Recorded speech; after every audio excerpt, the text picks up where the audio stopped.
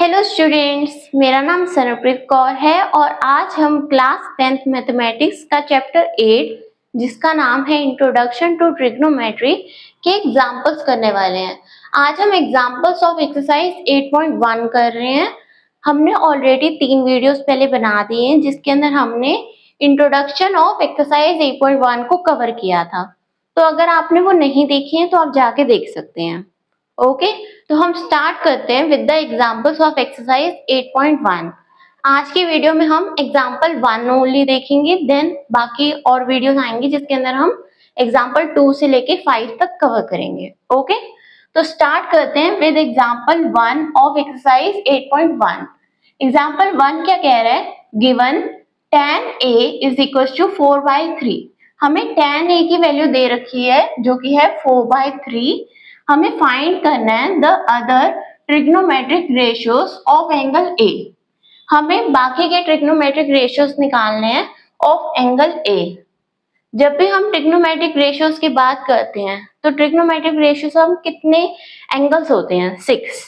Okay, यहाँ पे हमें tan की वैल्यू दे रखी है तो हमें बाकी sin एंड cos की वैल्यू निकालनी है। और sin, cos एंड tan के अलावा जो 3 होते हैं जिनका नाम है secant a, cosecant a and cot ए।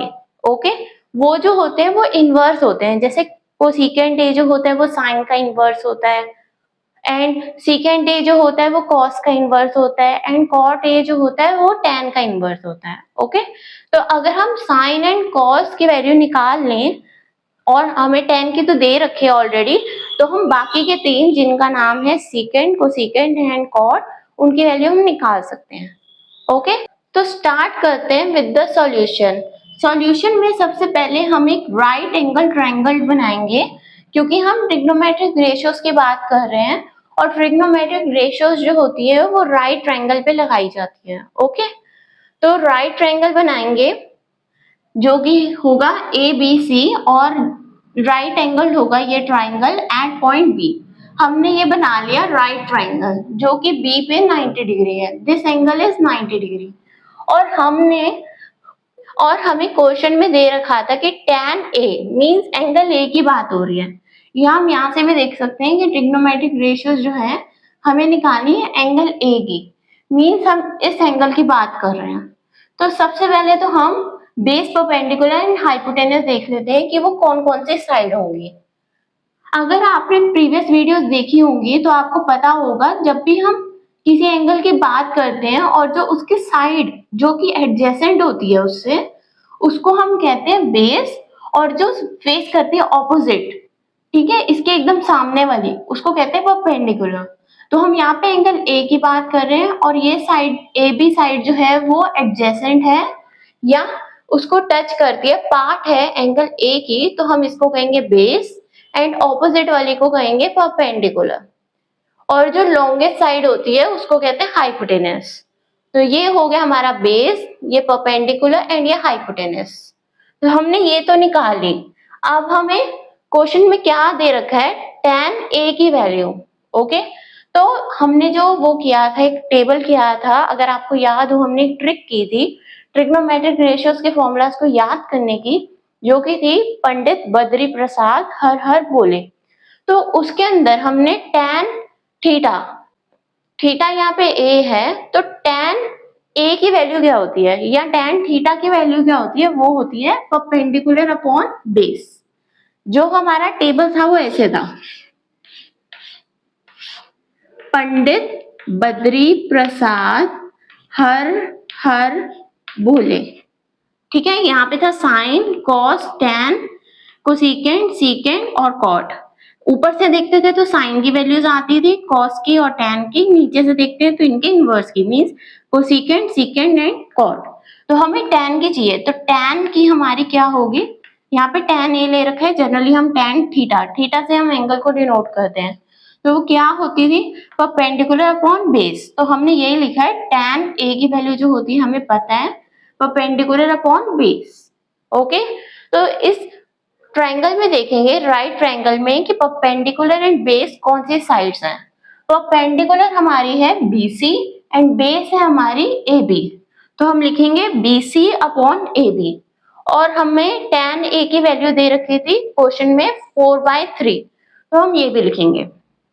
अब जब भी हमें रेशियोज वाइज दे रखा होता है तो हम कोई पॉजिटिव नंबर लेते हैं, जो कि हमने यहाँ पे k को लिया है, स्मॉल k। हमने लिखा है let k, small k be any positive number. अगर ये कोई पॉजिटिव नंबर है और अगर जो BC साइड है, ये ऊपर वाली न्यूमरेटर वाली, वो 4k के इक्वल है, तो नीचे वाली साइड 3k के इक्वल होगी। बिकॉज ये 4/3 है, अगर हम इसको लिखें 4k, तो नीचे वाली को तो 3k के इक्वल होना पड़ेगा ना, क्योंकि k से k तभी कैंसिल आउट होगा एंड 4/3 फिर आंसर आएगा। तो इसलिए कह रखा है अगर हम ऊपर वाली साइड को 4k ले लें तो नीचे वाली साइड हमारी बन जाएगी 3k। Okay, if BC is equal to 4k then AB is equal to 3k। तो हमने ये वैल्यूज फाइंड आउट किए हैं BC और AB की। अब जब भी हमें राइट ट्रायंगल दे रखा होता है और तीनों साइड की हम वैल्यूज निकालनी हो, हमें दो साइड की दे रखी है, कोई भी दो साइड की दे रखी हो, तो थर्ड साइड की फाइंड आउट करने के लिए हमारे पास एक थ्योरम होती है जो कि होती है पाइथागोरस थ्योरम। अब पाइथागोरस थ्योरम होती क्या है?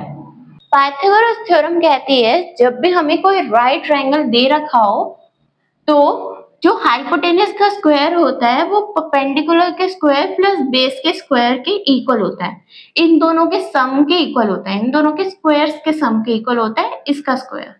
ओके, अगर हम इस ट्रायंगल में पाइथागोरस थ्योरम को लगाएं तो हमारी हाइपोटेनस क्या है? AC। ओके, तो हम लिखेंगे AC स्क्वायर एंड हमारा परपेंडिकुलर एंड बेस क्या है? Perpendicular is BC and base is AB, तो हम लिखेंगे BC square plus AB square. तो ये हमने निकाला है with the use of Pythagoras theorem, और हमें इन दोनों की वैल्यू पता है। क्या क्या है वो यहाँ पे निकाल रखी है। BC is 4k and AB is 3k। Okay, substitute करेंगे, ठीक है, तो सब्स्टिट्यूट किया हमने, BC की जगह 4k एंड AB की जगह 3k। इन दोनों का स्क्वायर था तो हमने स्क्वायर किया, होल स्क्वायर। 4 into 4 या 4 का square is 16 and 3 into 3 is 9 and k into k is k square. तो हमारा बन गया 16k square plus 9k square. 16 प्लस 9 इज 25, तो हमारा क्या बन गया? AC square is equal to 25k square.